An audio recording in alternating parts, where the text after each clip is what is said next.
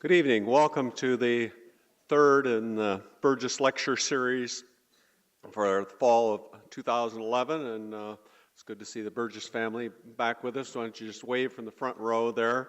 Great to have you with us.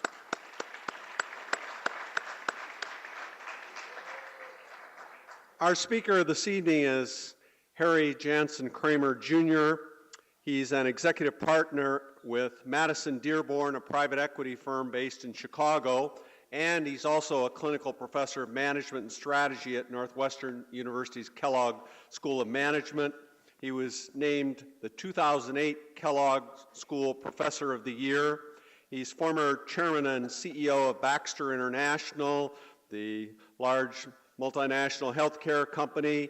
He spent a good part of his career at Baxter, starting in the early 80s in corporate development, and then moving up to chief financial officer and chairman and CEO to end his career there.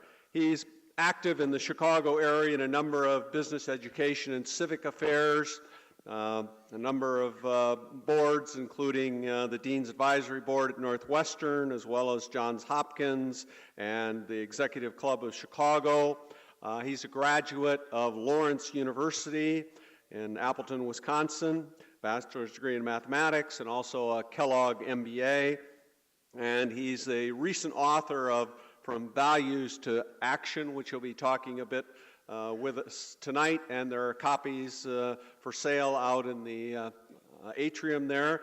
And Harry is here as a parent as well. His daughter is taking a campus tour as we speak, and I know I have my spies out there that have seen her in the last half hour, Harry, so she's about her business. But please join me in welcoming Harry Kraemer back to Notre Dame.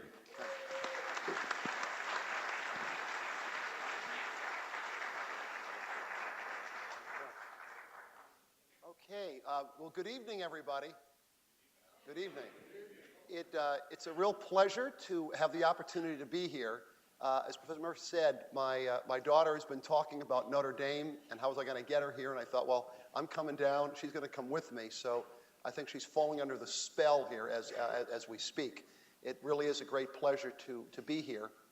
And one of the things that the professor and I talk a lot about is this whole issue of leadership. And the thought process here is that I just share a couple of ideas around leadership, and then we can maybe open it up and have a good discussion about things that would be of particular benefit. I describe it often in classes that I have very few answers. Some would say no answers. I have many opinions, which I always love to share, but I think it's something you ought to challenge and think about as I talk through these things. There is a lot of discussion that goes on of everybody talking about the need for leadership. Leadership is a big issue. Everybody talks about it. But what I find interesting is that when everybody talks about it, they seem to be talking about very different things. And I like to make this more concrete and think about some things from the perspective of what really is it and what do each one of us need to do to become better leaders. Whether we are folks that are just a freshman in college or whether we're a senior executive, what really does it take? What does it really mean? So I've tried to think through, given some of my experiences at Baxter, at Madison Dearborn, being on a number of boards. And as I talk about a couple of these concepts, I would encourage you to do two things. Think of people that you know that you really believe are strong leaders, and how many of these characteristics would you say these folks have?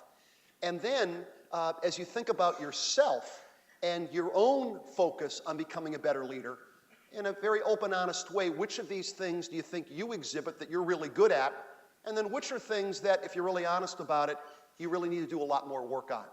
And think about that as we discuss these things. So with that, a couple of thoughts.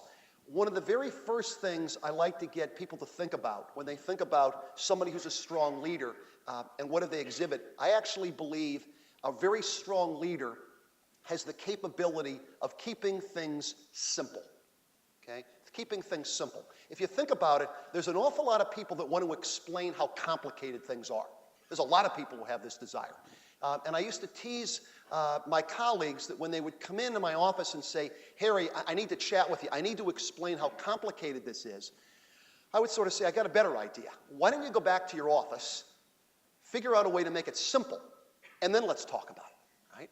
And they'd say, well, but Harry, it's pretty complicated. And I'd say, yes, that's why we have you, okay? That's why we pay you, right? As I always quote my grandfather who lived with us when we were growing up, that's why they call it work, okay? And then if you know the person pretty well and you think you can tease them a little bit, you could also add to say, you know what? If it wasn't complicated to start off with, we wouldn't need you. Now, you want to be careful how you say that. You don't want to offend somebody. But this whole idea of keeping it simple. And if you think about it, people that are actually pretty good at this, I think it comes down to what is the issue we're trying to solve? Or what's the opportunity we're trying to take advantage of? And if you think about it, there's an awful lot of people, it seems, who love to run around and sort of almost have this free-floating anxiety without defining what is the issue or what is the opportunity, what are the alternatives to take advantage of it, how are we going to choose among the alternatives, under what criteria, and how are we going to get a group of people motivated to execute, implement, and get it done. Okay? So this idea of keeping things simple, I always like to start off with. A second thing I think it's always helpful to employ, something that I think true leaders do, is to employ common sense. And I do have this habit of never mentioning common sense without quoting something that supposedly Mark Twain once said, the American author, Huckleberry Finn, Tom Sawyer. Supposedly, Mark Twain made the comment once, if you stop and think about it, everything is common sense. The problem, he said, is that common sense is not common. Common sense is not common. Now, if you think about this, particularly folks that have been in business for a while, you realize there's a certain amount of truth to this. And the example that I like to think about is a group of 7 or 8 people in a conference room. And I'm sure this has happened to some of you, where literally one of the people in the room will start talking and say, I know this doesn't make sense, but, and they keep talking. Okay? It's interesting, okay? There's 2 things that are interesting about it. One, the person admits that it doesn't make sense and they keep talking. That's a little worrisome. But equally important is if you look at the other 7 or 8 people, they've heard the person say it doesn't make sense, and in a lot of circles, there almost seems to be a perspective of, there's a lot of things here that don't make sense. Just keep talking, okay? We don't know where we're going, and we don't know what we're doing. Just go for it, all right? But if you think about somebody who's a leader, I think these are people that just say, time out. We're not going there. If it doesn't make sense, we're going to do something else, right? So simple, common sense. Another one that I think leaders focus on, and I think this is particularly appropriate for the younger folks, is this whole idea of starting ASAP, starting as soon as possible on your leadership journey. And the reason I say that is that there's a lot of young people that when you talk about leadership, that the focus you get is a little bit of, hey, I know this leadership stuff is important. Someday it'll be very, very important. But right now, I'm just starting out. I don't have anybody reporting to me. I'm a single contributor. I've got a team of people, but they don't report to me. But someday, this will be very, very important. I'm going to take good notes because I'll have to use it. And my opinion, that's why I always say opinions rather than answers, my opinion is exactly the opposite. And what I mean by that, and if you think about people that you've worked for or known to be leaders, the people that I think are the leaders are the people who start leading long before they have anybody reporting to them. Long before. These are the people, they see an issue, they see an opportunity, they know somebody needs to do something about it, and they decide they're going to go for it. Okay? Another way to describe the actions of these folks sometimes, I think of it as, these are people that do not let the organization get in the way, right? Because there's an awful lot of people, they get enamored with the organizational structure and the boxes and who reports to who. But I think these leaders sometimes say, I know I need to be cognizant that there's this structure. I know I need to be aware that to some people in these boxes, this is important. But you know what? There's an issue. There's an opportunity. Somebody needs to start to lead the way. I'm going to start doing it. And again, if you think about some of you that have had business experience and you see what goes on, sometimes there'll be a group of people in a room. Maybe it's Pat and I, and we're having a discussion about something. And there's some reason that some people up in the organization at a higher level aren't getting something done that needs to get done. But if we're not leaders, rather than trying to figure out what we're going to do about it, we love to complain about it, right? And you hear in a lot of institutions the discussion of, until those guys up there get their act together, there's really not much we can do, right? It's really up to them. I mean, we're down here at a low level. Those guys have to get their act together. And this expression of those guys, I've always found very interesting. First of all, when I say those guys, it's men and women. And in a lot of organizations, people describe those guys, but nobody actually knows who they are. It's actually interesting. People say, well, can we do this? Well, those guys aren't going to like it. Well, who are they? Right? Well, those guys, right? And it's sort of this mysterious group of people sometimes, particularly if you're lower in the organization. You don't know who they are. They don't necessarily make a lot of sense.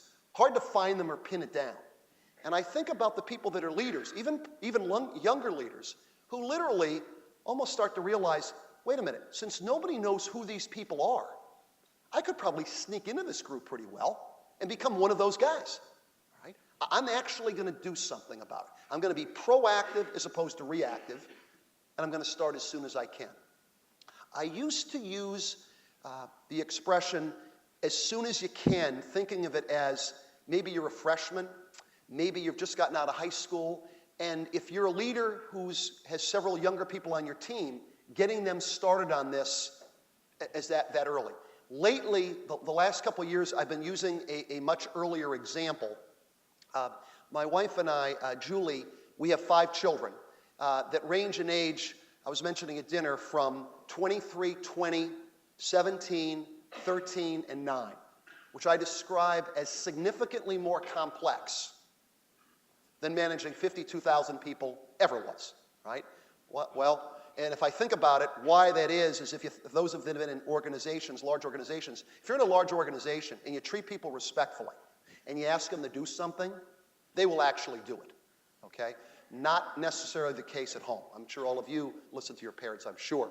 But I often find the fact that it really is different. And I tell the story sometimes. The last 12 years I was with Baxter, International Baxter Healthcare, I was always out of the country every other week.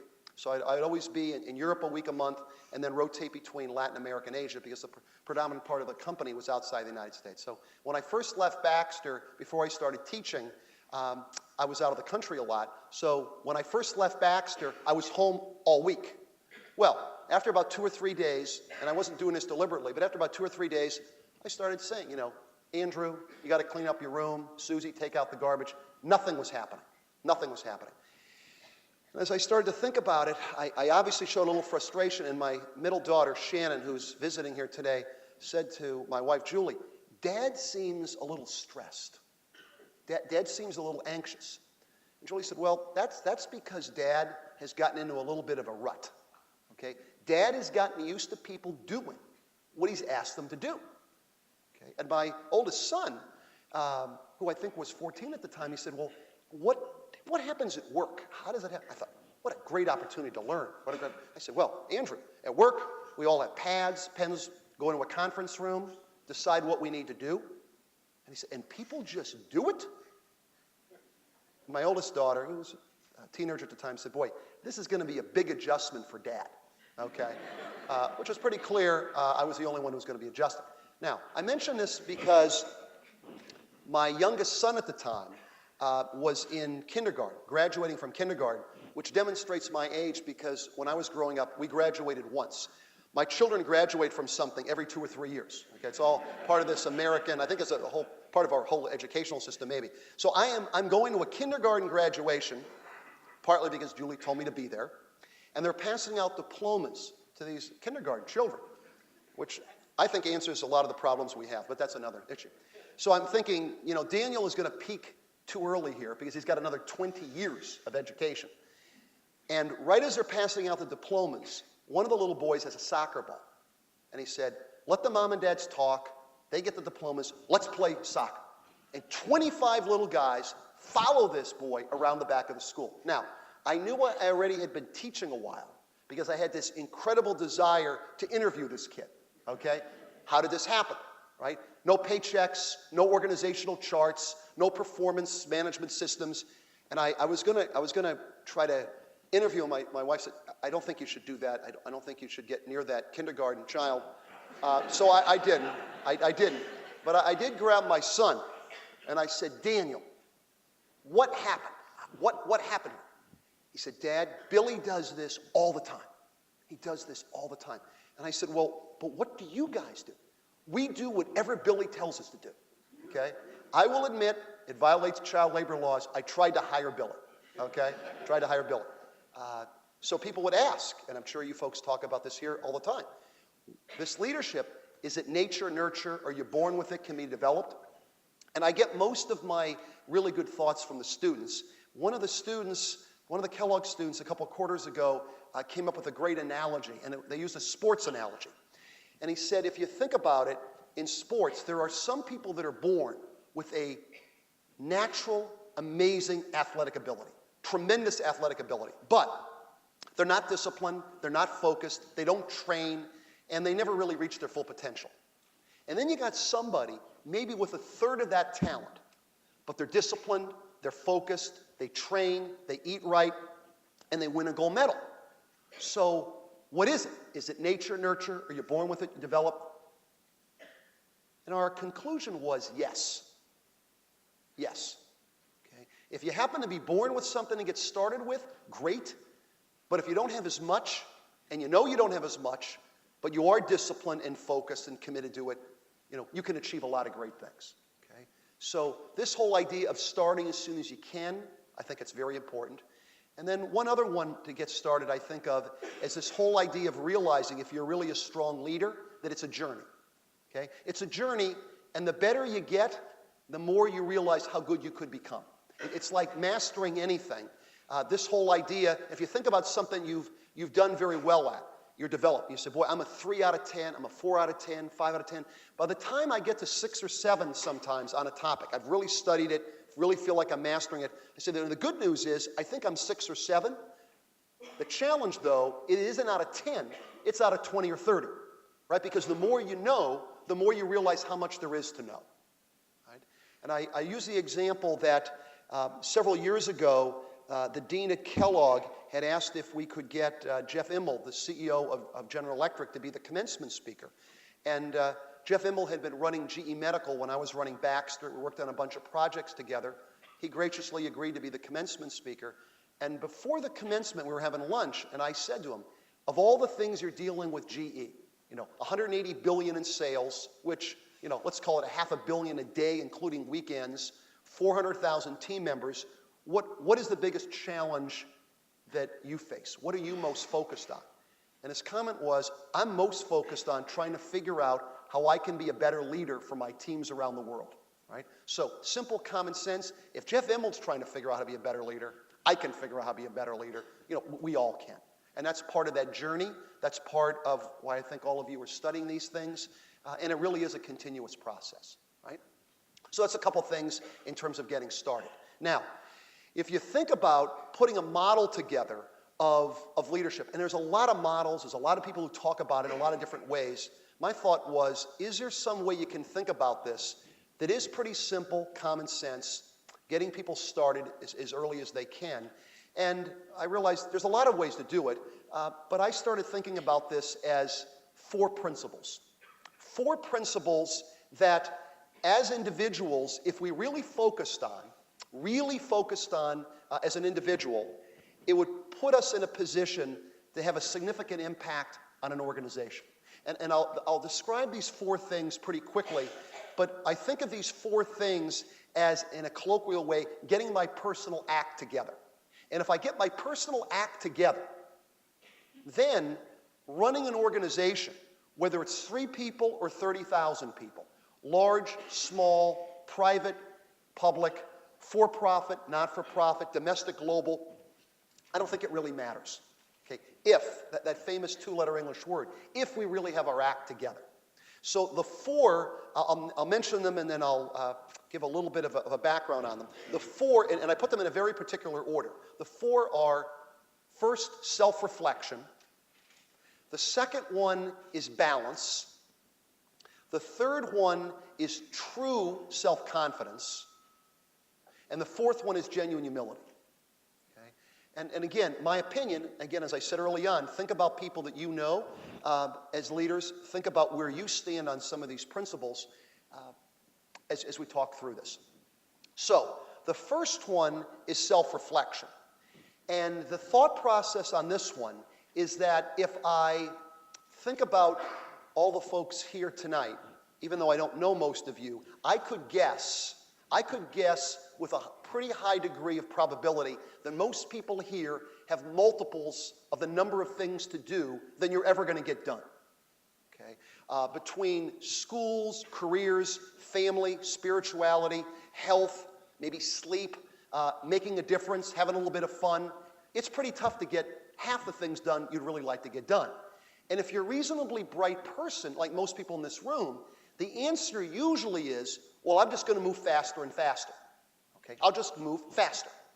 We'll multitask, right? Driving here from Chicago, you can watch people, they're driving, they're eating, they are texting, they are, shaving. There's a lot going on in cars, okay, if you actually watch this stuff, right? We're just going to move faster and faster. And I think one of the things that happens as a result of this is that the faster and faster we move, we confuse activity and productivity, right? We're unbelievably active. There's no question about that. I don't know if we can get much more active. But I think the question is, how productive are we, right? And one of the first things that I believe that a real leader has to do is actually take the time to think. Turn off the noise.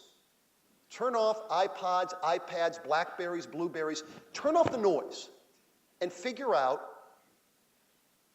a couple basic questions.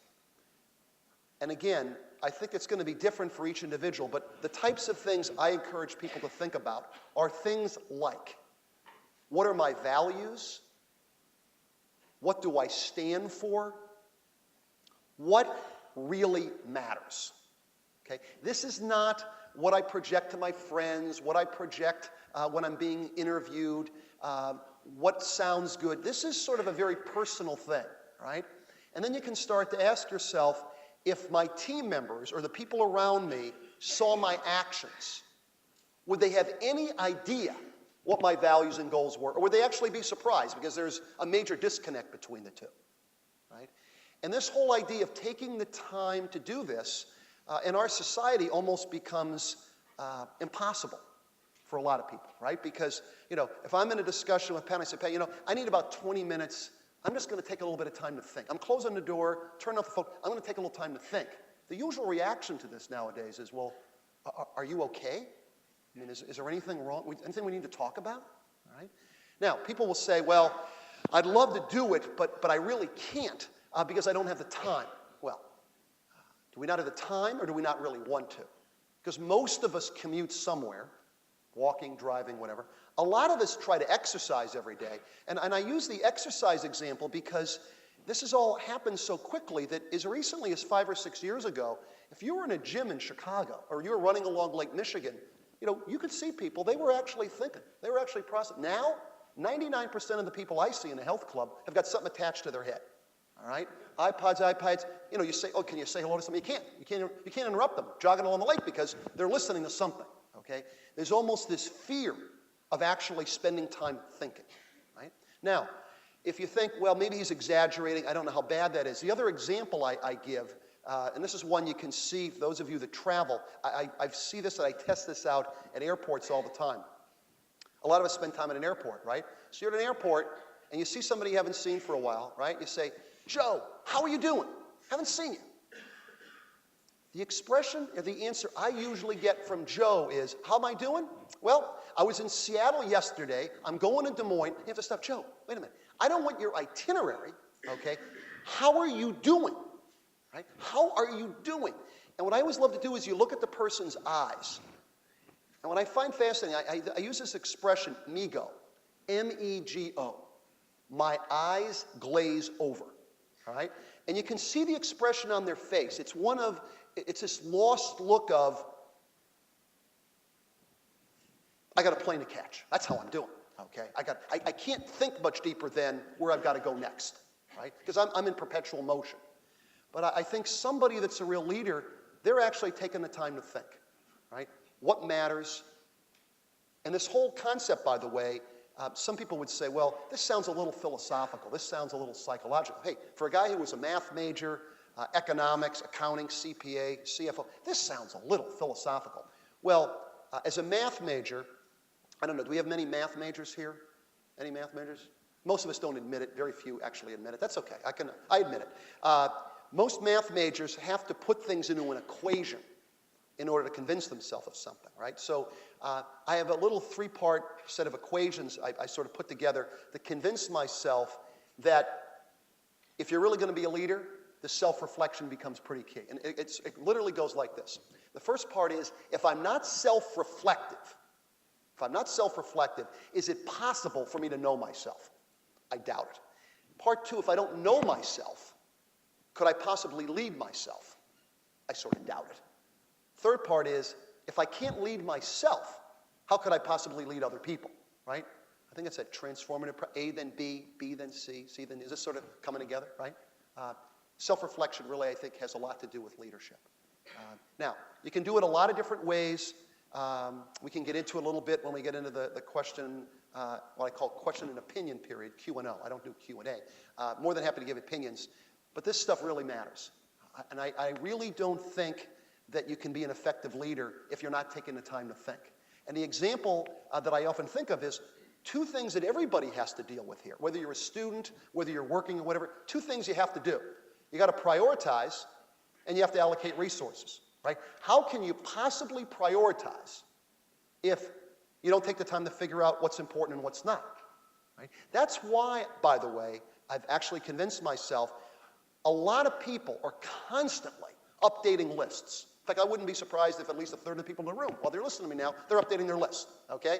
The frustrating thing for a lot of people, as they're updating their list, they're crossing stuff off, but there isn't a real feeling of satisfaction because the most important things are still on the list. Why is that? I think it's because nobody actually stepped back to figure out what are the most important things, right? We're just in this constant motion. But literally taking the time, and this is something I like to do every day, end of the day, literally asking, what did I say I was going to do today? What did I actually do? What do I feel good about? What don't I feel good about? If I live today over again, what would I have done differently? And then if you actually do believe that you can learn something every day, what did I learn today that should have an impact if I'm given the ability to have tomorrow, next week, next year, right? And being disciplined enough to think about that every day. And some people say, well, do you have to write it down? I don't think you have to write it down. I do, because if I don't write it down, am I really being self-reflective and thoughtful about it, or am I just daydreaming, right? And by the way, on this whole self-reflection thing, as I always mention to folks, there's really sort of two pieces to this. One is literally taking the time yourself to do it. But also, I think it's really important to get the opinions and thoughts of other people who you trust, who know you well. As my wife Julie would say, Harry, left to your own devices, you can convince yourself of anything, okay? You want a little help, okay, in terms of my view as to why what you're saying isn't reality, okay? And of course, you have to ask yourself, do I really want to hear that? Well, being married for 31 years, of course I want to hear this, right? So this self-reflection piece becomes incredibly important. That's the first part. The second part I describe as balance. And the way you can think about balance, I think, is that I could bring up any number of topics here tonight. We could talk about Obama, healthcare, the Middle East, name the topic. And whatever the topic is, we could get some very strong views as to what people think. That's actually one of the problems I think we have in the country right now. We got blue states, red states, liberal. Nobody's in the middle on anything, right? Everything is an extreme. But I think the person who's the effective leader is somebody who literally takes the time to understand all sides of the issue, right? I think it's that St. Francis comment of seek to understand before you're understood, right? And if you actually do this, I think you train yourself so that if you and I are having a discussion, rather than saying, I don't really understand where you're coming from. If you think about that, that's a little ignorant. If I take the time, I can understand where you're coming from. Then I'll decide, do I agree or disagree? And if you think about it, if I take the time to understand, truly understand, I'm going to make much better decisions. You're going to be much more motivated because everybody on the team will understand I'm not trying to be right, I'm trying to do the right thing. Right? So one of the things I think with leaders that people get confused about is sometimes people think, well, the leader's got all the answers. Right? I always sort of described it as on a really good day, maybe I know 20% of the answers. Of course, people who work with me would say that's an exaggeration. It's not really that high. I had some cynical colleagues. But if I literally have a team of people, and the way I operate is, before I make a decision, I want to know what each person on my team thinks. If you got an opinion, I want to know what you think. And by the way, I'm not going to make a decision until I've heard what you think, assuming you're knowledgeable and you have an opinion. And then I look at it as, if you make a recommendation to me, one of two things will happen. Either I will do what you recommend, or if I don't, you'll understand why I'm not doing what you recommended and why I've decided to do what I'm going to do. Because if you think about it, most people don't have to have their way, but they have to believe there's a fair process and that their input actually counts, that they're actually respected. Right? Now, it's interesting, when I talk about this with executives sometimes, they'll say, well, Harry, I don't know, I followed you to this point, but this whole idea of hearing what all my team thinks, Harry, I don't know if I like that because there's some issues I feel like I really know the answer. And I always say, well, what's the problem? Well, Harry, I actually think the majority of them sometimes may want to go a different direction. And I always describe it as my opinion. My opinion is that one word I never use in conjunction with leadership is democracy. Right? Great form of government, but I got to tell you, if I'm the leader and you decide you want to do it in a democratic way, very simple answer, just have an odd number of direct reports. Right? 6 to 3, it's a go. 4 to 5, no, we don't do it. And then where I sort of scare people is, if that's the way you want to do it, the first job you can eliminate is your job. Right? Because they don't need you anymore. Right? Just have an odd number of people. So, the leader does have to make a decision. The buck does stop with the leader. But the whole concept in my mind is, we're going to make sure that we understand what people think. And if the majority say we ought to do it, and you as the leader say you're not going to do it, you explain why. Okay? Because I think you owe that to the team. And that balance thing, by the way, I take to the point where this balance is every aspect of your life. Right? There's an expression that often gets used, you hear a lot about, is in companies these days. You hear this expression of work-life balance. I'm sure many of you heard this. We need to have work-life balance. That phrase I always find confusing because I'm thinking, well, you're either working or you're living. Okay? Kind of a strange way to think about balance. I like to think of it as a life balance because we're trying to balance our life. And our life, for the most part, consists of a series of different things that I think the percentage of your total life that it accounts for obviously has an impact on your age.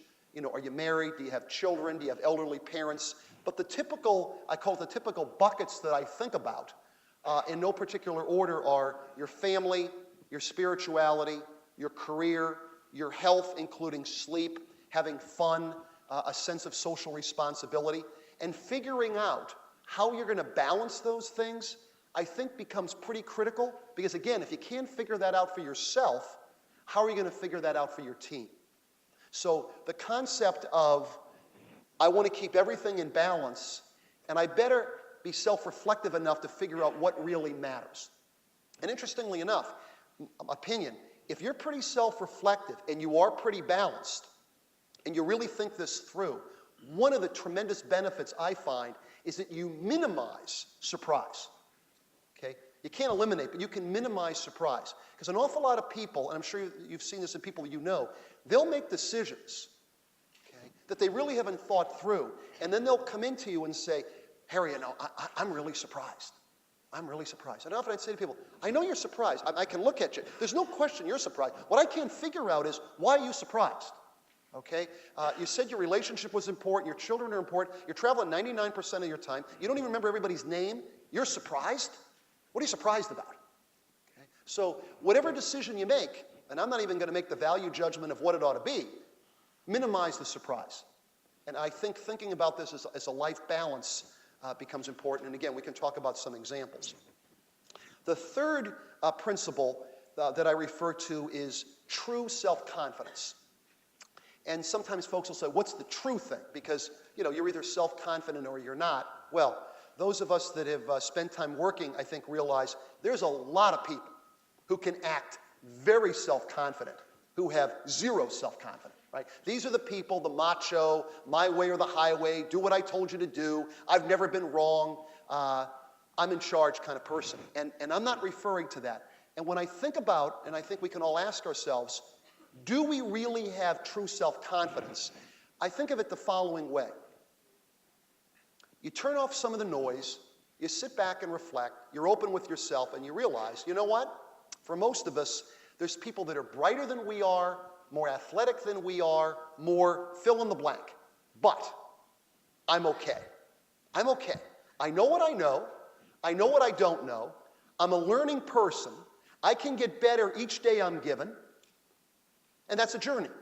And by the way, there's a lot of folks that get really wound up about what they're not good at, right? And I always think about it as, well, if I look at my strengths, that kind of got me to where I am. So I absolutely want to get better at the things I'm already good at. Now, the things I'm not that good at, I'll try to get better at them. But if I can't get better at them, if I know what I'm not that good at, I'll surround myself with people that are much better at the things I'm not that good at. Right? That's where this concept thousands of years ago came from, called a team. Right? So you got to know what you're good at, what you're not good at, be pretty open about it, and then build a team.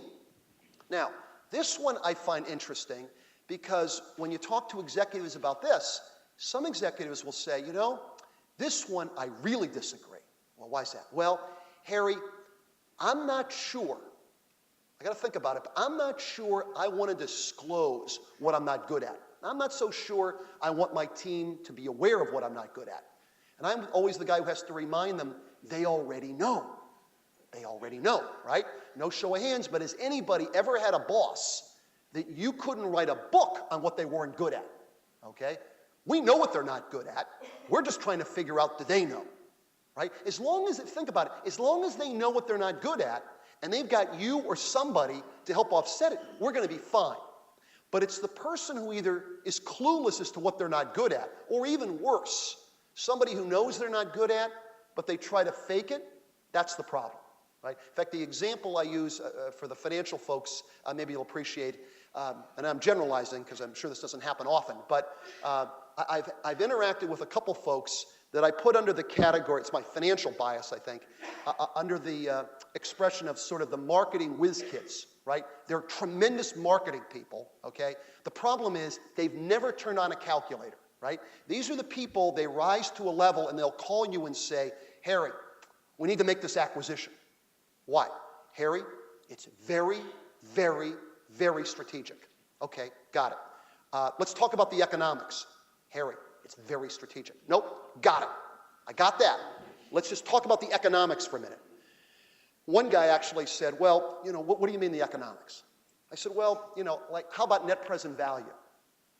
And this guy literally stopped for a minute. He said, Harry, this is strategic way beyond net present value. Okay? Now, as a math major, I like this one because beyond net present value, right? It's a little bit like non-Euclidean geometry, right? The shortest distance between 2 points is no longer a straight line, okay? Person's clueless.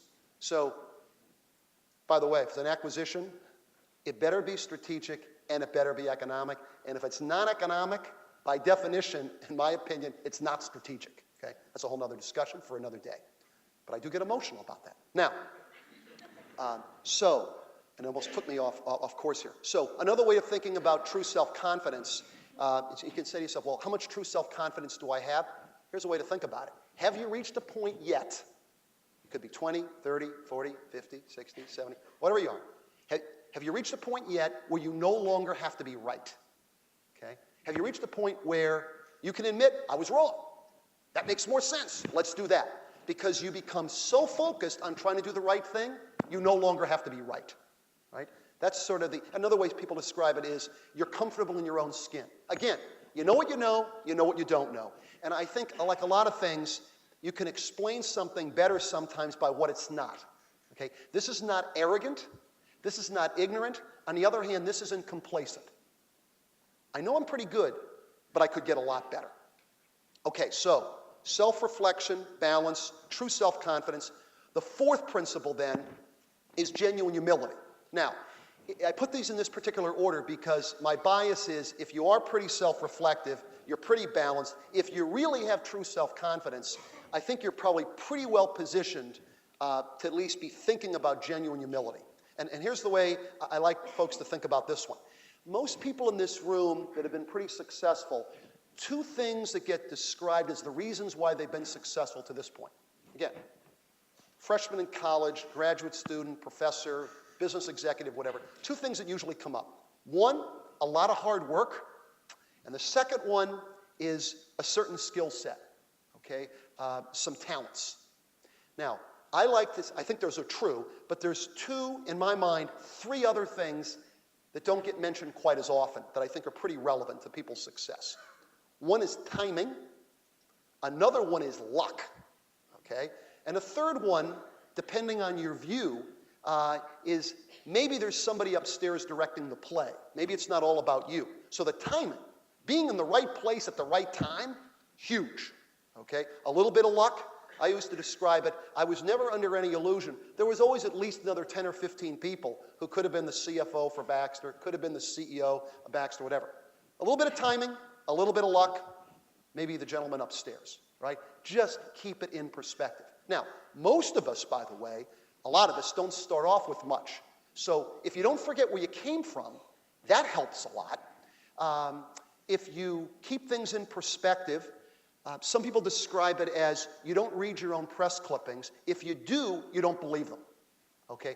Just keep it in perspective. And by the way, by that point in time, I think you start to realize, hey, I'm pretty good. I add a lot of value. Far from perfect, long way to go. I'm pretty good, but I'm not great. And by the way, every single person matters. Every person matters, okay? Regardless of where they are. And I would say if you want to then look at what happens to people, I'll give you sort of two examples before we kind of open this up for discussion. Two examples. The first example is somebody who is self-reflective. They're balanced. They think about this stuff quite a bit. And somebody, what's your name, sir? Paul. Paul comes up and says, you know, Harry, you're pretty fantastic. You're pretty remarkable. Well, if I'm pretty self-reflective, I know I'm not that good. I need to get a lot better. And by the way, maybe Paul is saying this because he's trying to get on my good side, trying to butter me up a little bit. So, you know, nice to hear. We all love to hear something positive, right? We're all human. But you sort of keep it in perspective. Now, if I'm not self-reflective and I'm not balanced and I'm running around, you know, like a chicken with my head cut off, and Paul starts saying, and other people start saying, Harry, you're remarkable. You're fantastic. I think what happens to a lot of people, you start to say to yourself, you know what? I am amazing. I'm remarkable, okay? And in fact, I can't remember the last time I ever made a mistake, right? And I got this team of people, I don't even need them. I'm a one-man water walker, right? Which is about the time most people say, you know what, next time that person trips a little bit, instead of helping them up, let's kind of like, in a respectful way, throw them out the window, all right? Who needs it, right? So this concept of literally keeping things in perspective, which I sometimes refer to as remember the cube, right? Because most of us started in a cubicle. That's what we started in. And if you don't forget the cubicle you were in and you remember the way you thought when you were in the cubicle, enormous advantage, right? I always think of a cubicle, this sort of 3 foot by 3 foot area. You had a desk. If you backed up real quick, you hit your head in the metal file cabinet. A meeting in your office meant, by definition, somebody was sitting on your lap, okay? If you remember the cubicle, how you thought about things, how you thought you'd like to be treated, and then 20 years later you're in another job and you remember that, has an enormous impact on how I think you can relate to other people, okay? So I guess I would summarize this as figure out a way to keep it simple, employ common sense, start as soon as you can, realize it's a journey, and then just think about these 4 principles in terms of where you are in the process and what you can do to get a lot better, okay? Just a couple opinions. So With that, I understand it's a lively group here that you can feel free to ask anything. By the way, delegation is a big part of leadership. So if you ask me something fairly simple, fairly straightforward, happy to answer it. If it's a little more complex, deep, analytical, we'll delegate that to Professor Murray to answer. Okay? That's what delegation is all about. So with that, questions, thoughts? I know it's not a shy group. I was told it's not a shy group anyway. Maybe people are still reflective, self-reflective. Like I said, yes.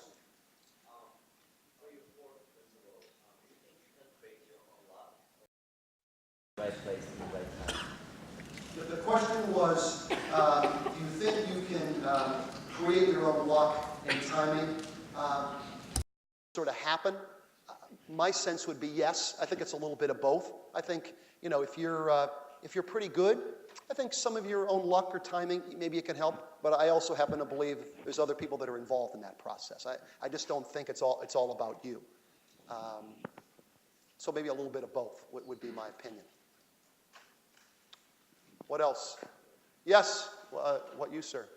Who's the most impressive leader you've ever been around and why? I'm sorry? Who is the most impressive leader you've ever been around and why? I'll give a little preamble and then I'll give you an example. Typically, I don't think of it as a person, because typically I think of these characteristics and then I think of people that are really good. Who's the best in each one of these? Because there's no one person who's the best in all of them, okay? So I'm very fixated on finding people that exhibit 1, 2, or 3 of these.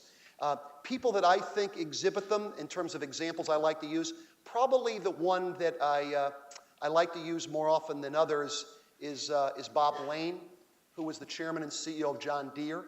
And I say that because this is a guy who, in my mind, is a very self-reflective guy, incredibly balanced, somebody who, when he was the CFO and then the CEO of Deere, truly had a perspective of what he knew and what he didn't know. And I don't think you could meet a guy more humble and grounded than him. So he'd be the first guy that would come to my mind. Somebody there? Yes? You were the CEO of Baxter for 8 years, is that correct? 6. 6 years. Yeah. Have you read the book, or the first couple chapters of the book? You mentioned one day you cut out to go coach your daughter's softball team. Yes? How frequently were you able to balance that out in your years prior to being CEO when you're going into that corporate ladder? Yeah. The question was, in terms of keeping things in a balance, when I would mention going out to coach a team or whatever, was that something that I did early on? I would say, and this one I feel very strongly about, that's something I did from the very, very beginning, okay? And this gets back to the self-reflection thing, figuring out what's important, what isn't, what do you stand for, and so on. So the way I would always handle this is, and I'm just going to role play, if you were my boss, okay, and let's just say, look, we've all had bosses that we haven't either been wild about, or they're not really open, or they're not, consistent with what we'd like to think. If you were my boss, I always took the tact that I've got to figure out a way, the expression I would use, I have to figure out a way to lead up. And if you think about this whole discussion of leadership and things that you talk about in classes, there's a lot of discussion of the people that you lead because they work for you. There's some discussion of the people that you can influence as your peers, but you don't hear that much about what I think most of us have to do 90% of the time, which is lead up, right? So in leading up, the way I look at this is, you've got a lot, you're my boss, right? You've got a lot to do, you're under a lot of pressure, and I'm one of the folks that's working for you. And I always looked at it as, I first got to convince you, this is my MO. I've first got to convince you, you can count on me, I'm going to deliver, I'm part of the solution, not part of the problem. And what you need done, we're going to get done. Okay, you can count on me. All right? If I start to explain things in a way where, in addition to all of your other issues, hey, Kraemer's another thing I got to deal with, that's not going to be real helpful. But I got to tell you, as soon as I can convince you, and I'll try to do it pretty quickly, you can count on me, I'm there for you. Then I'm going to start to explain pretty quickly how we're going to operate. And how we're going to operate, and again, this is more actions than it is just words, but I'm going to start to say to you in a very nice way, or I'll find a way to do it, that rather than you calling me up at 6 o'clock Friday night to tell me what you need for Monday, there's a little bit of, where were you Wednesday? Okay? I got 5 children. So I'm going to start following up to figure out what you need. This is not about not working hard, okay? But I am going to coach a first grade girls soccer team, okay? I am going to help with the homework. I am going to do this. So you tell me what you need, and we're going to get it done. And when you say, hey, Harry, we'll talk about that on Saturday, well, you know what? I'm not going to be in on Saturday. What do you need? Okay? Because I don't expect in no way not to work hard, but what I really need is flexibility. Okay? I have family commitments, spiritual commitments. I got a lot of things going on. All right? But I will deliver for you, and I will not let you down. Okay? And that was something that I started from the very, very beginning, mostly because that was very important to me. And that's why I say, that may not be that important, right? There's a lot of people that will say, that isn't that important to me. Well, if it's not, that is. But if it is important, what are you going to do about it? And I'm a great believer in you better start early, because I think a lot of people say, well, for the first 4 or 5 years, I'm going to focus on it. My belief is you start that way, very hard to come back from that. Very hard to come back from that. That would be my opinion. Yes? Are there things that you've recognized you could do that are conducive to leadership emerging in an organization, and conversely, are there organizational things that kind of stifle leadership? Sure. Yes on both. The question, if I got this straight, are there things in an organization that can significantly enhance leadership and things that significantly reduce it? Is that fair? Yes. So let me give you a couple of examples. God bless you. The first and most important one that comes to my mind is that one of the things, well, I'll think of two. Two things that I think a strong leader really, really has to get good at very quickly is what I'll call talent management, people development, and communication. So if, that famous 2-letter English word, if you as a leader, at whatever level you happen to be, or the organization as a whole, is really focused on talent management and leadership development, which I'm going to describe as, now, in this case, you work for me. You work for me, you're going to know, what is your name? Rich. You're going to know what you do well, what you don't do well, what the development plan looks like, and it's going to be completely transparent. This isn't once a year. This isn't something in human resource form. This is, you may have had your annual review yesterday, and now you and I are making a presentation to a hospital in South Bend, and leaving that room, Rich, here's what you did well, here's what I don't think you did well, and help me, why did you do this, right? Continuous, open, transparent feedback. You know that from my standpoint, I'm not giving you feedback because I want to, not because I want to be a nice guy.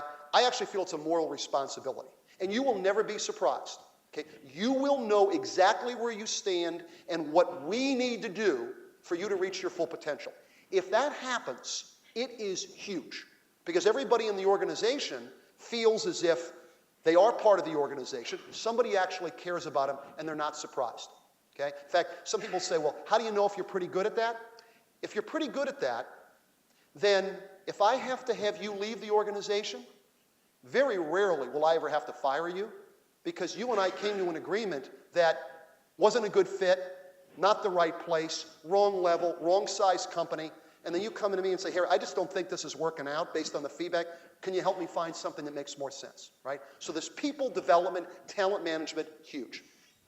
The second one, Rich, that I think has an enormous impact on leadership, enormous, and I talk about this a lot in the book, is communication. Nonstop, effective, continuous communication. And as I'm sure many of you know, for whatever reason, and this is another thing I wish I had taken more psychology, communication is something that a lot of people in leadership positions, they just don't do it, right? There's this view that, hey, you know what, if I had the time, would love to communicate, but I just don't have the time.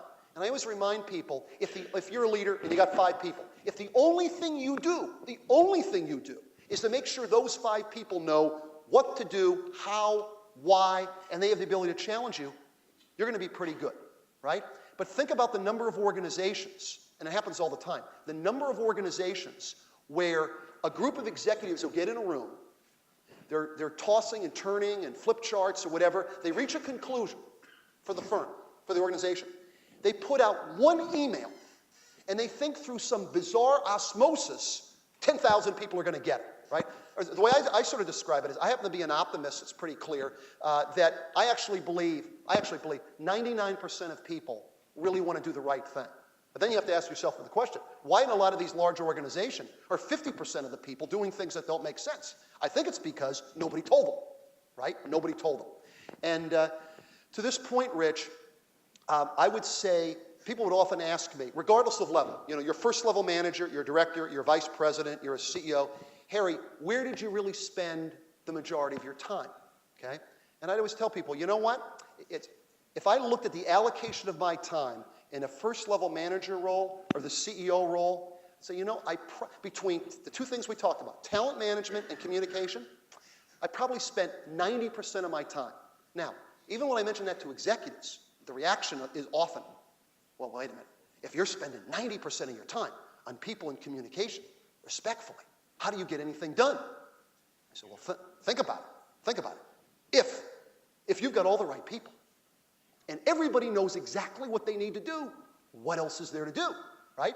And I always try to explain to people, the reason you're shocked by this, let's be honest, A, you don't have the right people. Half the people don't know what they're doing. You're not communicating. Half of them should have left a while ago, and you're doing the work of 3 people, right? But if you got the right people and the communication, you're on a rocket ship. And most organizations that fail, one or both of those doesn't happen, okay? I have a question from Cincinnati. I think we're going to do that. But we agreed with the undergrad students that it's a 1 hour, and Harry's going to stay on. What we're going to do is take a 5-minute break, and then we'll have, Harry's going to stay on, any kind of questions and answers, so I hope many of you stay, but I know some of you have to leave. And if you want to buy Harry's book, please do so, and he'll sign it for you if you show up in the next 3 minutes. Good, thank you.